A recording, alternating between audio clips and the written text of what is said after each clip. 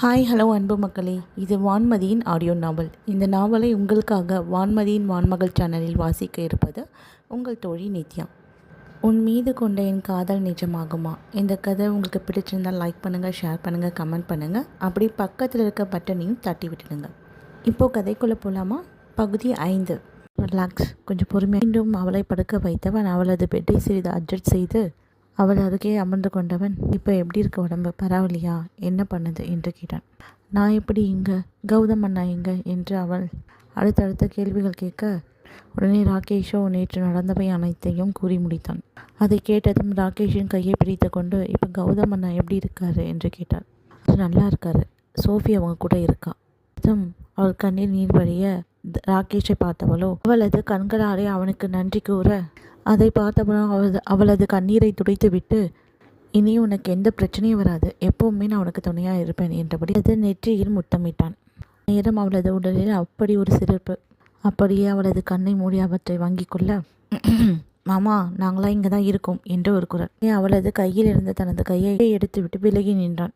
அந்நேரம் உள்ளே நுழைந்த மருத்துவரோ குட் மார்னிங் தேவா என்று விட்டு அவளை பரிசோதிக்க ஆரம்பித்திருந்தார். சிறிது நேரம் அவளை செக் செய்த டாக்டரோ, இனி பயப்படுற மாதிரி ஒன்றும் இல்லை, ஒரு 2 or 3 டேஸ்க்கு ரெஸ்ட் எடுக்கிற மாதிரி இருக்கும், நீங்கள் இன்றைக்கே வீட்டுக்கு அழைச்சிட்டு போயிடலாம், ரொம்ப ஸ்ட்ரெயின் பண்ணிக்காதீங்க, அப்படி பண்ணிங்கன்னா புல்லட் பட்ட இடத்துலேருந்து திரும்பவும் பிளட்டு கசிய ஆரம்பிச்சிடும் விட்டு சில ஆலோசனைகள் வழங்கியவரோ அப்படியே கௌதமை செக் செய்தவர் அவரது உடல்நிலையை பற்றி கூறிவிட்டு இருவருக்குமான ஆலோசனையும் வழங்கிவிட்டு சென்று விட்டார். வீடு திரும்புவதற்கான மருத்துவமனையில் அனைத்து வேலைகளையும் முடித்தவர்கள் மதியம் 12:30 மணி அளவில் வீடு வந்து சேர்ந்தனர். ரித்துவிற்கோ தேவாவை கண்டவுடன் தான் அவனுக்கு அப்படி ஒரு மகிழ்ச்சி. வீட்டில் உள்ளவர்கள் அனைவரும் இருவரது நலனையும் விசாரித்துவிட்டு அவரவர்கள் அறைக்கு சென்று விட்டனர். சோஃபியோ சிறிதும் முகம் சுழிக்காமல் கௌதமை நல்ல முறையில் பார்த்து கொண்டாள். பின்னும் சோஃபிக்கு அலுவலகத்தின் வேலையும் அதிகமாகவே இருந்தமையால் கௌதமை பார்த்து கொள்ள சிறப்பான அட்டெண்டரையும் போட்டிருந்தாள் தேவா. அவனது அறைக்கு சென்றவன் ஃப்ரெஷ்அப் ஆகிவிட்டு அப்படியே அவனது மொபைலை எடுத்து வருணை அழைத்து சில வேலைகளை கொடுத்துவிட்டு பேசி முடித்தவனோ கீழே இறங்கி சென்று மதிய உணவை உண்டு முடித்துவிட்டு ராதாம்மாவிடம், அம்மா பிள்ளைங்க 2 பேரும் கொஞ்ச நாள் உங்கள் கூடவே தங்கட்டும் என்றான். அவன் எதற்காக கூறுகிறான் என்று உணர்ந்தவரோ சரிப்பா என்றார்.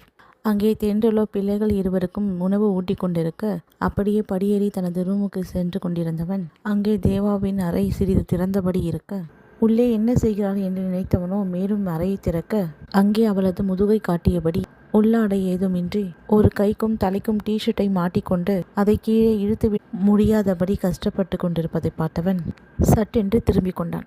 உள்ளே யாரோ வந்திருக்கிறார்கள் என்று உணர்ந்தவளோ அது தென்றல் தான் என்று நினைத்து கொண்டு, தென்றல் இங்க வாடி, வந்து இழுத்து விட, என்னால் முடியல என்று கத்தினாள்.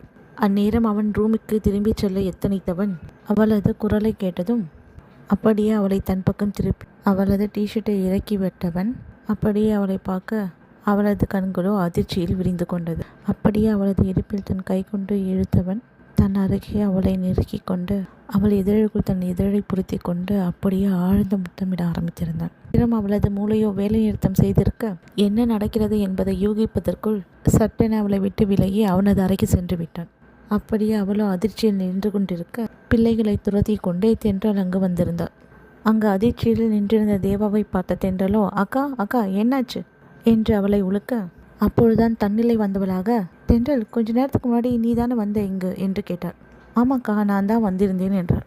ஆம், ராகேஷ் வருவதற்கு முன்பு தென்றல் தான் உள்ளே அவளது உணவை எடுத்துக்கொண்டு வந்திருந்தாள். அதை தான் கேட்கிறார்கள் போல என்று நினைத்து கொண்டு ஆம் என்று கூறிவிட்டாள். ஓ சரி சரி என்று தன் தலையில் அடித்து கொண்டு, என்ன இது பகல்லே விழித்தபடி ஒரு கனவு, அவனுங்க கொடுத்த ட்ரக்ஸோட வீரியம் இன்னும் குறையல என்று நினைத்து கொண்டு பெட்டில் போய் அமர்ந்து கொண்டான். அவனது அறைக்கு வந்த ராகேஷோ அவனது உஷ்ணத்தை தாங்க முடியாமல் அப்படியே பெட்டில் சரிய அவன் இரு கண்கள் முன்னாலும் அவன் கண்ட காட்சிதான். அவள் மிரரின் முன்பே நின்று அதில் டிஷர்ட் மாட்ட கஷ்டப்படுவதையும் அதில் பூக்குவியலாக இருந்த 2 தாமரை முட்டுக்களையும் கண்டவுடன் அவனது கைகள் பட்டவுடன் அவளின் தேகம் சிலிர்த்ததையும் பின்பு அவன் முத்தமிட்டும் காட்சியும் மீண்டும் மீண்டும் அவன் நினைவில் வந்து போக அவனது உடலிலோ இன்னும் உஷ்ணம் ஏறியது. உடனே கட்டிலில் இருந்து எழுந்தவன் பாத்ரூம் சென்று அப்படியே ஷவரின் அடியில் நின்று கொண்டான். எவ்வளவு நேரம் அப்படியே நின்றான் என்று அவனுக்கே தெரியவில்லை. வெளியே வந்தவனோ ஆடையை மாற்றிக்கொண்டு தனது வேலையை பார்க்க ஆரம்பித்திருந்தான். மறுநாள் காலை எழுந்து தயாராகியவன் அப்படியே தனது மனதுக்குள்ளே, அன்னைக்கு செய்த வேலைக்கே அவளை பார்க்கறதுக்குள்ளே 2-3 நாள் ஆச்சு, நேற்று நடந்ததை நினைச்சா எப்படி தன்னை நிராகரிக்கப் போகிறாளோ என்று நினைத்தவன் தயாராகி கீழே இறங்கினான். சிறிது நேரத்திலே கருப்பு வண்ண அழகான வேலைப்பாடுகள் கொண்ட புடவை அணிந்து கீழே இறங்கினாள். அப்புடவையில் அவளது வெண்பஞ்சு தேகங்கள் அங்கங்கே காட்சியளிக்க அவளது நெளிவு சுழிவும் அப்படியே அழகாக காட்சியளித்தது. அதை கண்டதும் ராகேஷுக்கோ அவனது இருதயம் தாறுமாக துடிக்க தனது நெஞ்சில் கையை வைத்து சமம் செய்து கொண்டான். கீழே இறங்கிய தேவாவை கண்ட கிருஷ்ணன் அவர்களோ, என்னம்மா தேவா, எங்கே கிளம்பிட்ட? டாக்டர் உன்னை ரெஸ்ட் எடுக்க சொல்லியிருக்காரு இல்லையா என்று கேட்டார். அப்பா, நாளை மறுநாள் முக்கியமான காம்படிஷன் இருக்குன்னு சொல்லியிருந்தேன் இல்லையா, அதுக்கு வேலையெல்லாம் இருக்குப்பா. கொஞ்சம் போயிட்டு ஆஃபீஸ் ஒர்க்கெல்லாம் முடிச்சுட்டு சீக்கிரமாகவே வந்துடுறேன். அதன் பிறகு ரெஸ்ட் எடுக்கிறேன் என்றாள். அதை கேட்ட ராகேஷோ, அங்கிள் விடுங்க, ஒரு 3 days ஃபுல்லாகவே நான் தேவாவுடன் தான் இருக்க போகிறேன் என்றாள். கேட்ட தேவாவோ ராகேஷ் புறம் திரும்பி, உங்களுக்கு முக்கியமான வேலை அதிகமாக இருக்குமே என்றாள், சிறிதும் தயக்கமின்றி. ஆம், அவள்தான் போதை மருந்தின் வீரியத்தில் தாறுமாக நினைத்திருக்கிறோம் என்று நம்பிக்கொண்டிருக்கிறாளே. அதனால் எவ்வித கூச்சமும் இன்றி அவனிடம் சாகவே பேசினாள். ராகேஷ், அதை பற்றி நீ கவலைப்பட வேணாம், முக்கியமான வேலை எல்லாமே முடிஞ்சிருச்சு. அப்படியே இருந்தாலும் நான் வருணை வச்சு பார்த்துக்கிறேன் என்றான். சரி, அப்போ ஒரு முடிவோடு தான் இருக்கீங்க என்று விட்டு, சரி வாங்க நம்ம ஆஃபீஸ்க்கு போகலாம் என்று அவனையும் அழைத்து கொண்டு அவன் அலுவலகத்தில் செல்ல வெளியே வந்தவள் அங்கிருந்த கர்ணனை கண்டதும் அவனுக்கு நன்றி கூறினாள். எதற்கு இந்த நன்றி என்று யோசித்த கர்ணனை கண்டதும் புரிந்து கொண்டவள், நீங்கள் என்னையும் கௌதம் மன்னனையும் காப்பாற்றியதற்கு எனது கடமை என்றதும் அனைவரும் காரில் ஏறி தேவாவின் அலுவலகத்திற்கு சென்றனர். சிறிது நேரத்தில் அவளது கம்பெனிக்கு வந்து அடைய அவளது கம்பெனியை பார்த்ததும் தனது மனதில் மெச்சிக்கொண்டான். 12 அடுக்குகள் கொண்ட பில்டிங் அது. அவ்வளவு பிரம்மாண்டமாக நேர்த்தியாக கட்டப்பட்டிருந்தது. டிசைனர், டிஜிட்டல், மார்க்கெட்டிங் என ஒவ்வொரு பிரிவிற்கும் ஒவ்வொரு ஃப்ளோராக அமைக்கப்பட்டிருந்தது. அதில் பணிபுரிந்த 90% பெண்கள் மட்டுமே. அவளது டிபார்ட்மெண்ட்டோ 11வது மாடியில் இருந்தது.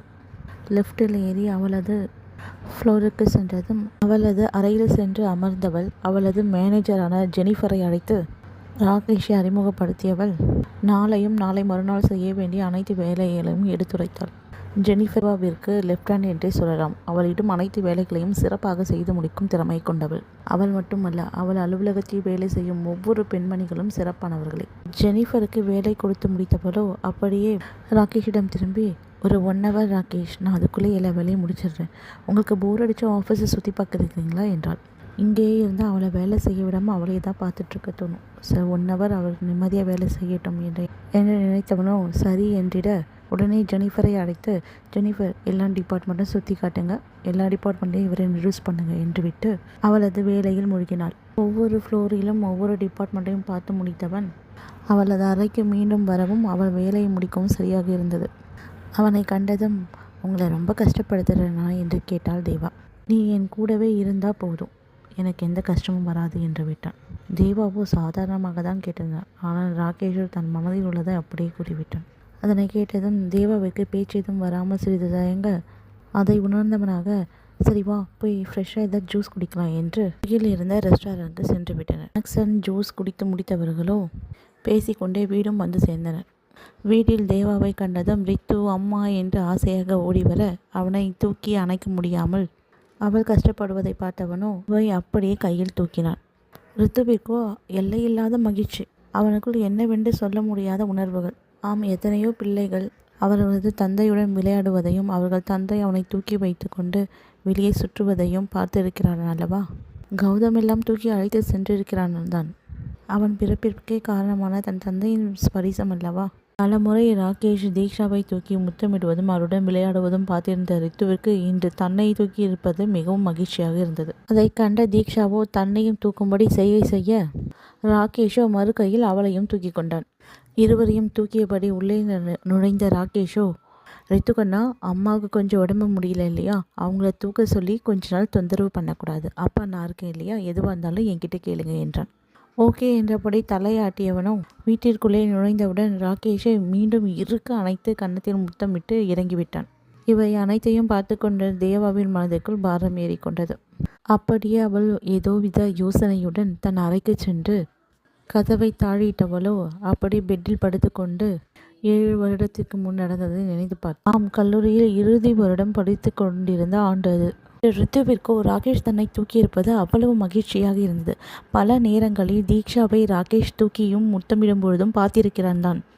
ஒருவித ஏக்கங்கள் அவனிடம் இருந்தாலும் அதை தன் வெளியே காட்டிக்கொள்ளாமல் இருந்தபோதும் இன்று அவன் கூறிய வார்த்தை அப்பா நான் இருக்கிறேன் என்றது பெரிய மகிழ்ச்சியை அவனுக்குள் விதைத்தது. சரி என்றவனோ ராகேஷின் கன்னத்தில் முத்தமிட்டு விட்டு கீழே இறங்கி உள்ளே சென்று விட்டான்.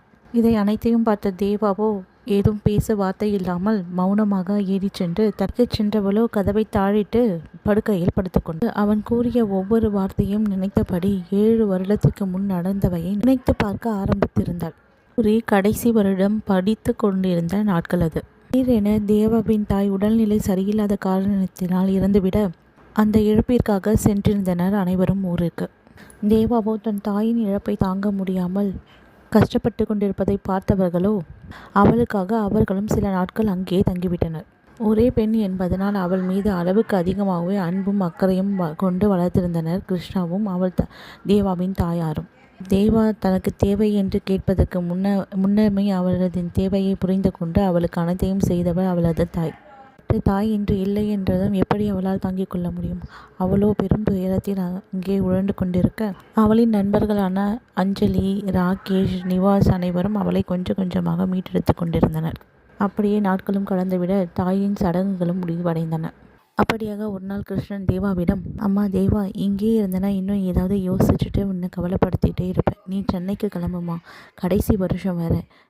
ஏற்கனவே அதிக நாள் கல்லூரி செல்லாமல் லீவ் எடுத்துட்டீங்க. உனக்காக உன் நண்பர்களும் இங்கே இருக்காங்க. இங்கே இருக்காமல் நீ சென்னைக்கு கிளம்புற வழியை பாருமா என்றார். தேவாவும் ஞாபகம் வந்தவளாக, ஆமாம்ப்பா, ரொம்ப நாளாயிடுச்சு. இவங்களும் எனக்காகவே இங்கே இருக்காங்க. நான் நாளைக்கே சென்னைக்கு கிளம்புகிறேன்ப்பா என்று விட்டு அடுத்த நாள் அனைவரும் சென்னைக்கும் கிளம்பிவிட்டனர். இரும் கிருஷ்ணன் அவர்கள் ராகேஷை அழைத்து, தம்பி, இங்கே இருக்கிறதுலே நீங்கள் தான் கொஞ்சம் எல்லாமே தெரிஞ்சவங்களா இருக்கீங்க. உங்களை பற்றியும் உங்கள் குடும்பத்தை பற்றியும் எனக்கு நல்லாவே தெரியும்.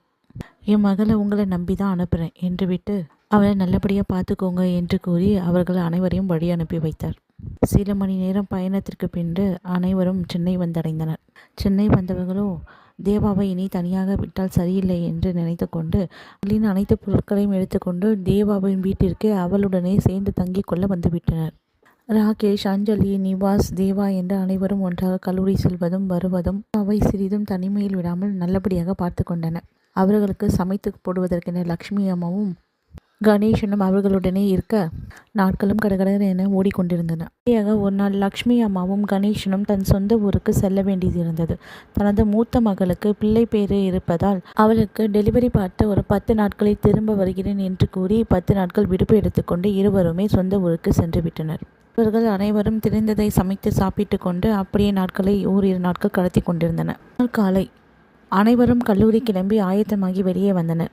தேவாவின் அறை இன்னும் திறக்கப்படாமல் அப்படியே இருந்தது. அஞ்சலி தனி அறையிலும் ராகேஷும் நிவாசும் ஒரு அறையிலும் தேவாவிற்கென்று தனி அறை இருந்தது. அவள் அறையில் இருந்து வெளியே வந்த அஞ்சலியோ இன்னும் தேவாவின் அறை திறந்து இருக்காமல் இருப்பதை பார்த்தவள் உள்ளே திறந்து கொண்டு மெல்லச் செல்ல அவள் உடலோ தீயென குதித்தபடி படுக்கையில் படுத்துக்கொண்டு முணங்கி கொண்டிருந்தாள். அஞ்சலி அவள் நெற்றியில் கை வைத்து பார்க்க அவளுக்கு ஃபீவர் என்று உணர்ந்தவளோ ராகேஷையும் நிவாசையும் அழைக்க இருவரும் உள்ளே வந்தனர். அவர்களை பார்த்த அஞ்சலியோ, ரொம்ப ஃபீவர் அடிச்சிட்ருக்கு, அவளை ஹாஸ்பிட்டலுக்கு அழைச்சிட்டு போகணும் என்று கூறிவிட்டு அவளை மருத்துவமனைக்கு அழைத்து வந்தனர். அவளை பரிசோதித்த டாக்டரோ அனைத்து டெஸ்ட்டுகளும் எடுக்கப்பட்டு அவளுக்கு ட்ரிப்ஸ் போடப்பட்டது. ராகேஷ் மற்றும் நிவாஸை பார்த்த அஞ்சலி, நீங்கள் 2 பேரும் காலேஜ் போங்க, இன்றைக்கி கூடவே இருந்து நான் பார்த்துக்கிறேன். ப்ராஜெக்ட் அசைன்மெண்ட் எல்லாமே சப்மிட் பண்ண வேண்டியது இருக்குது கூறி அவர்களை கல்லூரிக்கு அனுப்பி வைத்தவள் தேவாவின் அருகிலே இருந்து அஞ்சலி பார்த்து கொண்டாள். தேவாவின் ரிப்போர்ட் கையில் வந்ததும் அதனை கண்ட மருத்துவரோ அஞ்சலியிடம், வைரல் ஃபீவர் மாதிரி இருக்குது, 5 டேஸ்க்கு இப்படி தான் இருக்கும், 3 நாளுக்கு எழுந்து நடக்க முடியாது, நீங்கள் பத்திரமா பார்த்துக்கோங்க, கரெக்ட் டைமுக்கு டேப்லெட்டும் ஃபுட்டும் மட்டும் கொடுத்துருங்க, சரியாகிடும் என்று கூறிவிட்டார். மாலை நேரமும் வந்தது. கல்லூரி முடிந்து நேரே மருத்துவமனை வந்தடைந்தனர் ராகேஷும் நிவாசும். அவர்கள் வந்ததும் அவர்களிடம் மருத்துவர் கூறியதை கூறினாள் அஞ்சலி. அந்நேரம் அஞ்சலியின் மொபைல் ஒலிக்க அதன் அட்டைன் செய்து காதல் வைத்தபடி வெளியே சென்றாள். சிறிது நேரம் பேசிவிட்டு கண்ணில் கண்ணீருடன் ராகேஷிடம் வந்த அஞ்சலியோ, ராகேஷ், அப்பாவுக்கு ஏதோ ஆக்சிடென்ட் ஆகிடுச்சோம், ஹாஸ்பிட்டலில் சேர்த்துருக்காங்களாம், நான் உடனே ஊருக்கு போக வேண்டியது இருக்குது என்றார். இதனை கேட்ட ராகேஷும் நிவாசும், அச்சோ, இப்போ எப்படி இருக்காரா, என்னாச்சு என்று விசாரிக்க, அதை பற்றிலாம் முழுமையாக எனக்கு தெரியல ராகேஷ், நான் போனாதான் தெரியும், நான் கிளம்புகிறேன் என்றாள். இப்போ தேவாவை எப்படி பார்த்துக்கிறது என்று இருவரும் யோசிக்க, ராகேஷோ, நான் கூட இருந்து அவளை பார்த்துக்கிறேன். அஞ்சலி, நீ தனியாக போக முடியாது, நிவாஸை கூட அழைச்சிட்டு கிளம்பு. அங்கே போய் பார்த்துட்டு என்னன்னு எனக்கு கால் பண்ணு என்றான் ராகேஷ். இதனை கேட்ட அஞ்சலியோ சரி என்று தலையாட்டி கொண்டு இருவரும் ஊருக்கு கிளம்பிவிட்டனர். தேவாவிற்கும் அஞ்சலியின் விஷயம் கேள்விப்பட அவள் மனமோ மிகவும் சோர்வடைந்தது. சிறிது நேரத்தில் மருத்துவரிடம் ராகேஷோ அனைத்து ஆலோசனைகளும் கேட்டுக்கொண்டு அவளை அழைத்து கொண்டு வீட்டிற்கு வந்துவிட்டான்.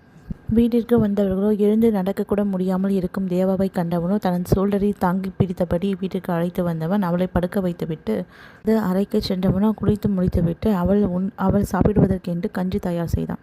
அவனுக்கும் மிகவும் பசியாக இருந்தமையால் பிரெட் ஆம்லெட் செய்துவிட்டு அவன் உண்டு முடித்தவன் அவளுக்கு கஞ்சி எடுத்துக்கொண்டு அவன் அறைக்கு சென்றான். அவளை அப்படியே மெல்ல எழுப்பி சுவரில் சாய்ந்தபடி அமர வைத்தவன் அவன் கையில் கஞ்சை குடிக்கும்படி கையில் கொடுக்க அதை வாங்கியவளோ குடிக்க தூணை கூட பிடிக்க முடியாமல் கைகள் கடகடவென நடுங்குவதை பார்த்தவன் அந்த கப்பை கொடு தேவா என்று அவளிடம் வாங்கி அவன் ஊட்டிவிட ஆரம்பித்திருந்தான்.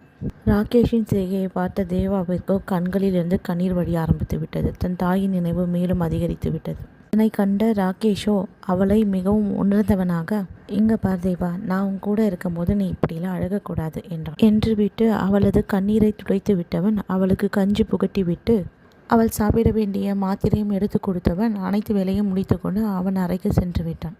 நேரமும் மணி 9 கடந்தது. அப்படியே தனது லேப்டாப்பில் படிப்பின் சம்பந்தமாக சில நோட்ஸை எடுத்து முடித்தவன் தேவா என்ன செய்கிறாள் என்று பார்த்துவிட்டு வந்து தூங்கலாம் என்று நினைத்தவனோ லேப்டாப் நோட்புக் அனைத்தையும் எடுத்து வைத்தவன் அவளது அறையை நோக்கி நடந்தான். உள்ளே தேவாவோ ரெஸ்ட் ரூம் செல்வதற்காக எழுந்து நடக்க முடியாமல் தள்ளாடி சிறிது நடக்க ஒரு 5-6 ஸ்டெப்ஸ் எடுத்து வைத்தவள் கீழே விழப்போகவும் ராகேஷ் அங்கு வரவும் சரியாக இருந்தது. ஏய் தேவா என்றபடி அவளை ஓடி சென்று தாங்கி பிடித்தவன், என்ன தேவா, உன்னால தான் முடியல, எனக்கு குரல் கொடுத்துருக்க வேண்டியதானே என்று விட்டு அவளது ரெஸ்ட் ரூம் உள்ளே அழைத்து சென்று விட்டு வெளியே வந்து நின்று கொண்டான். சிறிது நேரத்தில் அவள் வேலை முடித்து கொண்டு குரல் கொடுக்க அவளை தாங்கி பிடித்து அழைத்து வந்தவனும் அவளை படுக்க வைத்துவிட்டு, தேவா, கதவு திறந்தே இருக்கட்டும், நான் ஹாலில் படுத்துக்கிறேன், எதனா குரல் கூட, நான் உள்ளே வந்து பார்க்குறேன், உனக்கு எது பண்ணாலும் செய்கிறேன், என்கிட்ட எந்த தயக்கமும் உனக்கு வேண்டாம் என்று விட்டு ஒரு பில்லோவும் பெட்ஷீட்டும் எடுத்துக்கொண்டு ஹாலில் உள்ள சோஃபாவில் வந்து படுத்துக்கொண்டான். மறுநாள் காலை எழுந்தவன் ஃப்ரெஷ் ஆகிவிட்டு காஃபி போட்டுக்கொண்டு அவளுக்கும் பால் எடுத்துக்கொண்டு அவள் என்ன செய்கிறாள் என்று பார்க்க அவன் அறைக்கு செல்ல அவள் ஆழ்ந்த உறக்கத்தில் இருந்து கொண்டிருந்தாள். சரி, இன்னும் சிறிது நேரம் தூங்கட்டும் என்று நினைத்தவனோ கையில் ஃபோனை எடுத்துக்கொண்டு அஞ்சலிக்கு ஃபோன் செய்தபடி பால்கனியில் சென்று நின்று கொண்டான். அப்படியே காஃபி குடித்தபடி அஞ்சலிக்கு ஃபோன் செய்ய அதை அட்டென்ட் செய்த அஞ்சலியோ, ராகேஷ், தேவா எப்படி இருக்கா, வீட்டுக்கு வந்துட்டிங்களா, இப்போ எப்படி இருக்க உடம்பு என்று விசாரிக்க, அவள் அப்படியே தான் இருக்கா, டாக்டர் தான் இன்னும் 5 days கிட்ட ஆகும்னு சொல்லியிருக்காருல்ல என்றவனோ அவளது தந்தையை விசாரிக்க, அவர் இன்னும் ஐசியூவில் தான் இருக்கார் ராகேஷ், காலில் ஆப்ரேஷன் பண்ணியிருக்காங்க, இன்னும் கண் விழிக்கலை, எல்லாரும் வெயிட் பண்ணிட்டு தான் இருக்கும் என்றான். சரி என்றபடி கேட்டுக்கொண்டு இருந்தவனிடம், தனியாக மேனேஜ் பண்ண கஷ்டமாக இருக்கா என்று விசாரித்தாள். அப்படிலாம் ஒன்றும் இல்லை, அவள் அடிக்கடி அம்மாவை நினச்சிட்றாப்புல இருக்கு, அழுகிறா என்றான். புரியுது ராக்கி, பட் அவளை பத்திரமா பார்த்துக்கோ, நான் ஒரு 2 daysலேயே வந்துடுறேன் என்று விட்டு மொபைலை கட் செய்து விட்டாள்.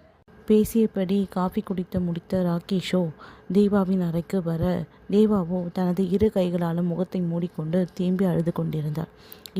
என்ன ஆனது என்று நினைத்தவனோ தேவாவின் அருகே வந்து, தேவா, என்ன எங்காவது பெயின் அதிகமாக இருக்கா, என்ன பண்ணது, ஏன் அழுகிற என்று கேட்க தேவாவோ ஏதும் சொல்ல முடியாமல் இன்னும் தேம்பி அழ ஆரம்பித்திருந்தாள். அவனோ என்ன ஆனது என்று பெட்ஷீட்டை விளக்க அப்பொழுதுதான் பார்த்தான் பீரியட் ஆகி பெட் முழுவதும் இரத்தமாக இருப்பது. உடனே ராகேஷோ அவள் தலையை கோதிவிட்டு, ஏய் ரிலாக்ஸ், ஒன்றும் இல்லை, ஏன் இப்படி அழகிற, கொஞ்சம் வெயிட் பண்ணு என்று அவளை 2 கைகளாலும் தூக்கி கொண்டு ரெஸ்ட் ரூம் சென்றவன் அவளை அமர வைத்துவிட்டு, கொஞ்ச நேரம் இங்கே இரு, இதை வந்துடுறேன் என்று விட்டு வெளியே வந்தவன் பெட்டில் உள்ள பெட்ஷீட் அனைத்தையும் எடுத்து வாஷிங் மிஷினில் போட்டுவிட்டு என்ன செய்ய வேண்டும் என்று சிறிது யோசித்தவன் உடனே தனது அப்பார்ட்மெண்ட் எதிரே உள்ள வீட்டில் வேலை செய்யும் பெண்மணியாரிடம், அக்கா, எனக்கு ஒரே ஒரு ஹெல்ப் பண்ணுங்கக்கா, நடந்தவையை கூறி அவர்களை அழைத்து கொண்டு உள்ள ரெஸ்ட் ரூமில் இருக்கா, அவளை கொஞ்சம் சுத்தம் செஞ்சு அழைச்சிட்டு வந்துடுங்கக்கா, அவளால் எழுந்து கூட நிற்க முடியல, எதுவுமே ஸ்ட்ராங்காக பிடிக்க முடியல என்று விட்டு அவளுக்கு தேவையான பேட்ஸ் அனைத்தையும் வாங்கி வந்தவன் அவளுக்கான காலை உணவை தயார் செய்ய சென்று விட்டான். உள்ளே வந்த அந்த பெண்மணியாரோ அவளை சுத்தம் செய்து வெளியே அழைத்து வர ரூமை பார்த்ததும், அக்கா, ரொம்ப தேங்க்ஸ், இதெல்லாம் நீங்கள் தான் செஞ்சீங்களா என்று கேட்க அந்த அம்மாவோ, இல்லைம்மா, இதெல்லாம் நான் பண்ணலை, நான் உன்னை சுத்தம் செய்யறதுக்கு மட்டும்தான் வந்தேன், இதெல்லாம் அந்த தம்பி தான் பண்ணியிருக்காரு என்று விட்டு இருவரும் திருமணம் செய்து கொள்ள போவார்கள் என்று நினைத்து கொண்டு, தம்பியை கல்யாணம் பண்ணிக்க நீ ரொம்ப கொடுத்து வச்சிருக்கணும் என்று கூறினார். இதனை கேட்ட தேவாவிற்கும் மனதிற்குள் சொல்ல முடியாத உணர்ச்சிகள் தோன்ற ஓகே ஆண்டி, ரொம்ப தேங்க்ஸ் என்று விட்டு தாங்கியபடி அழைத்து வந்தவர் பெட்டில் படுக்க வைத்துவிட்டு ராகேஷிடம் கூறிவிட்டு சென்று விட்டார். ராகேஷோ தேவா சாப்பிடுவதற்காக கஞ்சி வைத்து கொண்டு உள்ளே வந்தான். அவளை மெல்ல தூக்கி உட்காரும்படி அமர வைத்தவன் அவளுக்கு கஞ்சி புகட்டிவிட, என்ன ராக்கி, இது வித்தியாசமாக இருக்குது, இனிப்பாக இருக்குது, பிடிக்கல என்று கூற, ஏய் அப்படிலாம் சொல்லாத, இது ரொம்ப நல்லது, உளுந்து கஞ்சி, இப்போ தான் யூடியூப்பை பார்த்து வச்சேன், அம்மா வீட்டில் அடிக்கடி தங்கச்சிக்கு செஞ்சு கொடுப்பாங்க, பார்த்துருக்கேன் என்று விட்டு அவளுக்கு புகட்டி விட்டவன் மாத்திரை போட வைத்துவிட்டு படுக்க வைத்துவிட்டு வெளியே வந்து விட்டான். ராகேஷோ சிறிதும் முகம் சுழிக்காமல் அவளது ஆடையை துவைப்பது, காய வைப்பது, மடித்து அவளது கபோர்டில் அடுக்கி வைப்பது என்று பொறுப்பாக தேவாவை பார்த்து கொள்ள அவளது உடலும் மெல்ல தேறியது. அவளது உடல் சரியாகவும் அஞ்சலியும் நிவாசும் வீட்டுக்கு வரவும் சரியாக இருந்தது. அஞ்சலி வந்ததும் மேற்கொண்டு அவளை பார்த்து கொள்ள உடல்நிலை மெல்ல தேறி கல்லூரியும் செல்ல ஆரம்பித்திருந்தன. தேவாவோ ராகேஷை மெல்ல விரும்ப ஆரம்பித்திருந்தார். செய்யும் ஒவ்வொரு செயலையும் ரசிக்க ஆரம்பித்திருந்த அவளோ தன் காதலை எப்படியாவது ராகேஷுக்கு சொல்லிவிட வேண்டும் என்று நினைத்து கொண்டிருக்க, அங்கே அஞ்சலியும் நிவாசும், ஹே தேவா, February 14 என்ன பிளான் என்று கேட்டுக்கொண்டு வந்தனர். உடனே தேவாவோ, ஏய் February 14 நம்மளுக்கு என்ன பிளான், அது வேலண்டைன்ஸ் டே தானே என்று கேட்க, பைத்தியம், உனக்கு தெரியாதா, அன்னைக்கு ராகேஷ்க்கும் பர்த்டே என்று கூற, அப்பொழுதுதான் ஞாபகம் வந்தவளாக, ஆமாம் அதான் கரெக்டான நாள், அன்னைக்கு ப்ரப்போஸ் பண்ணிடணும் என்று மனதுக்குள் நினைத்து கொண்டாள். சாரி நான் மறந்துட்டேன் என்று விட, சரி விடு பரவாயில்ல, எப்போவுமே அவங்க வீட்டில் தான் கேக் வெட்டி செலிப்ரேட் பண்ணுவாங்க, பட் இந்த வாட்டி ரெசார்ட்டில் வச்சுக்கலான்னு சொல்கிறாங்க, ஈஸியாக அவங்களுக்கு சொந்தமாக இருக்க ரெசார்ட்டில் கட்டிங் பார்ட்டி என்று ஜாலியாக ஜமாய்ச்சிடலாம் என்று கூற, தேவாவும் என்றபடி புன்னகையை கொடுத்தாள். அப்படியாக ராகேஷின் பிறந்த நாளும் வந்தது. ராகேஷின் பிறந்தநாள் பார்ட்டி அவர்களுக்கு சொந்தமான பீச் ரெசார்ட்டில் பிரம்மாண்டமாக ஏற்பாடுகள் செய்யப்பட்டிருந்தது. தேவாவோ இன்று தனது காதலை சொல்லிவிட வேண்டும் என்பதற்காக ஒரு காதல் கடிதமும் கிரீட்டிங்ஸ் கார்டு, ஒரு ரோஸ் என்று வாங்கி கொண்டவள். அத்துடன் ராகேஷ் பெயர் பதிக்கப்பட்ட கோல்டு பிரேஸ்லெட்டும் வாங்கி கொண்டவள் அவனது பிறந்தநாள் பார்ட்டிக்கு செல்ல ஆயத்தமானாள். அவள் நிறத்திற்கு பொருத்தமான பீச் நிறத்தில் ஃப்ராக்கும் டைமண்ட் கற்கள் பொதிக்கப்பட்ட மெல்லிய செயினும் அணிந்தவள் அளவான ஒப்பனைகள் செய்யப்பட்டு தேவதை போன்று தயாரானவள் கணேஷ் அண்ணனை அழைத்து கொண்டு பார்ட்டி நடக்கும் இடத்திற்கு கிளம்பிவிட்டார். சிறிது தூர பயணத்தில் வந்தடைந்தவர்கள், கணேஷனா நீங்கள் எங்கே வெயிட் பண்ணுங்க, நான் பார்ட்டி முடிஞ்சதும் கால் பண்ணுறேன், வந்து என்னை பிக்கப் பண்ணிக்கோங்கண்ணா என்று விட்டு உள்ளே சென்று விட்டார். அவளை கண்டதும் நிவாசும் அஞ்சலியும், ஏ தேவா, ஏன் இவ்வளோ லேட்டு, வா வா என்று அழைத்து கொண்டு அங்கு கட்டை அடித்து கொண்டிருக்கும் மற்ற நண்பர்களுடன் கலந்து கொண்டனர். அஞ்சலியோ தேவாவை பார்த்து, என்ன தேவா, இன்னைக்கு ரொம்ப அழகாக இருக்க, என்ன யாரையாவது லவ் பண்ணுறியா என்று கேட்க, உடனே தேவாவோ, அப்படிலாம் இல்லை அஞ்சலி நீ என்ன இன்னைக்கு சாரி இல்லை என்று கேட்க, தெரியல, வீட்டில் தான் சாரி கட்டிக்கோன்னு சொன்னாங்க, அதான் கட்டியிருக்கேன் என்றாள்.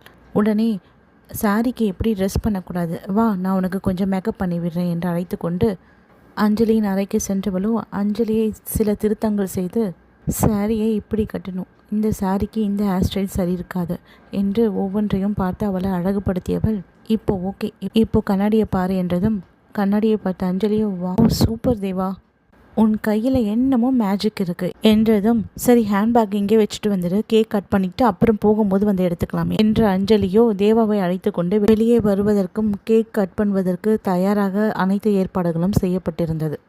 ராகேஷோ கோட் ஷூட்டில் மிகவும் அழகாக, ராகேஷோ ஆண்களுக்கே உரிய ஆளுமையுடன் தயாராகி நின்றிருந்தான்.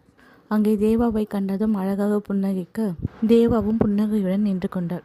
அஞ்சலியின் குடும்பத்தாரும் ராகேஷின் குடும்பத்தாரும் அனைவரும் சூழ்ந்திருக்க மற்ற உறவினர்களும் அங்கிருந்தனர். என்ன இவ்வளோ பேர் என்று மனதுக்குள் நினைத்த தேவாவோ அங்கே நடப்பவை வேடிக்கை பார்க்க ஆரம்பித்திருந்தார். அந்நேரம் ராகேஷின் தந்தை கண்ணன் அவர்கள், hello family members and friends, இது என் மகனோட 26வது பிறந்தநாள், இன்னைக்கு அவனோட பர்த்டே பார்ட்டி மட்டும் இல்லை, அதனோடு சேர்ந்து ராகேஷ்க்கும் அஞ்சலிக்கும் நிச்சயதார்த்தமும் நடக்க இருக்கு. இருந்து கொள்ள வந்திருக்க எல்லாருக்கும் நன்றியும் மகிழ்ச்சியும் தெரிவித்துக் கொள்கிறேன் என்று ராகேஷின் தந்தை கூறவும், இதனை கேட்ட தேவாவிற்கோ உலகமே ஒரு நிமிடம் இயங்காதது போல் ஒரு நிலைமை. என் காதுகளில் அவர் தந்தை கூறியதை மீண்டும் மீண்டும் ஒலித்து கொண்டிருந்தது. அங்கு ராகேஷோ கேக் கட் செய்யப்பட்டு தன் தந்தைக்கும் தாயாருக்கும் ஊட்டிவிட்டவன் அஞ்சலிக்கும் கொடுக்க அதை யாவையும் உணராதவளாக நின்றிருந்த தேவாவின் காதுகளில் ஹே ஹே ஹே ராகேஷ் அஞ்சலி, ராகேஷ் ராகேஷ் அஞ்சலி என்று கரங்கோஷங்களில்தான் தன் சுய நினைவுக்கு வந்தாள் தேவா. சிறிது நேரத்தில் ராகேஷும் அஞ்சலியும் மோதிரங்கள் இருவரும் மாற்றிக்கொள்ள அதனை பார்த்த தேவாவோ தன் கரங்களால் வாயை பொத்தி கொண்டு அப்படியே பின்னே சென்றவள், ரெசார்ட்டின் வெளியே சென்றவள் அங்கிருந்த கடற்கரையின் ஒரு திசையை நோக்கி ஓட ஆரம்பித்திருந்தாள். சிறிது தூரம் ஓடியவளோ மண்ணில் மண்டியிட்டு அமர்ந்து தன் கைகளால் முகத்தை மூடிக்கொண்டு அழ ஆரம்பித்திருந்தாள்.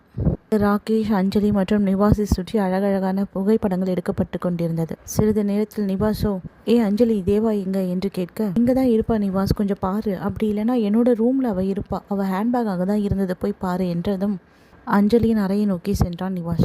தேவா தேவா என்று குரல் கொடுத்தபடி உள்ளே செல்ல அங்கு யாரும் இல்லாததை உணர்ந்தவன் திரும்பி செல்ல எத்தனிக்க அவன் கைப்பட்டு தேவாவின் ஹேண்ட்பேக் கீழே விழுந்தது.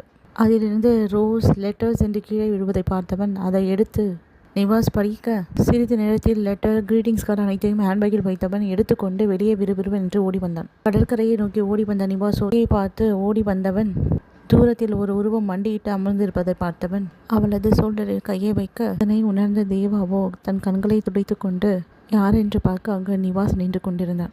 இங்கே என்ன பண்ணுற தேவா என்று நிவாஸ் கேட்டதும், ஒன்றில் நிவாஸ், உள்ளே கொஞ்சம் போர் அடிச்சுது, அதான் சரி கடற்கரையை பார்க்கலான்னு வந்தேன் என்றதும், எதுவாக இருந்தாலும் உண்மையை சொல்லு, இப்போவே அழுதுட்டு என்று கூற, அதெல்லாம் ஒன்றில் நிவாஸ் என்றதும் அவளது முகத்தின் தாடையை பிடித்து கரையை நோக்கி திருப்பியவன் அங்கே அவளது ஹேண்ட்பேக்கும் அதில் உள்ள பொருட்கள் சிதறி இருப்பதை உணர்ந்தவள் நிவாஸை கட்டி அணைத்து கொண்டு அழ ஆரம்பித்திருந்தாள்.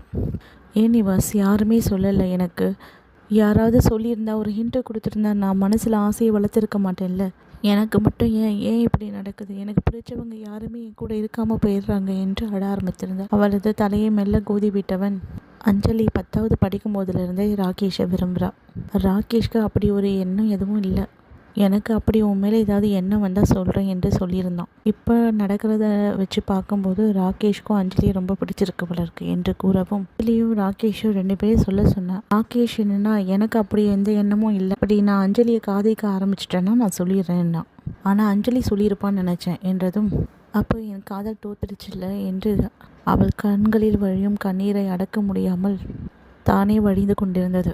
நிவாஸோ இந்நேரம் அவளுக்கு தோள் கொடுக்கும் தோழியாகவும் அவளை அணைத்தபடி, இப்போவே எல்லாத்துக்கும் சேர்த்து அழுதுட்டு எல்லாமே ஒரு கனவாக மறந்துடு தேவா என்றதும், எப்படி நிவாஸ், என்னால் மறக்க முடியும், நான் ரொம்ப ஆசைப்பட்டுட்டேன், அவனை நினச்சி நான் மனசுக்குள்ளே வாழ ஆரம்பிச்சிட்டேன் நிவாஸ் என்று தேம்பி அழ ஆரம்பித்திருந்தாள். அவளது அழுகை நிற்கும் வரை அவளை அணைத்தபடி நின்றவன் சிறிது அழுகை மட்டுப்பட்டதும், சரி நம்ம எங்கன்னு சொல்லிட்டு 2 பேருமே தேட ஆரம்பிச்சிருப்பாங்க, கண்ணை துடைச்சிட்டு வா போகலாம் என்றதும், என்றவள், ஓகே நிவாஸ், எனக்கு ஒரு ப்ராமிஸ் பண்ண, இந்த விஷயம் எதுவுமே ராகேஷ்க்கும் அஞ்சலிக்கும் தெரிய வேண்டாம் என்று கூறிவிட்டு பொறுமை எழுந்து ரெசார்ட்டை நோக்கி நடக்க ஆரம்பித்திருந்தனர்.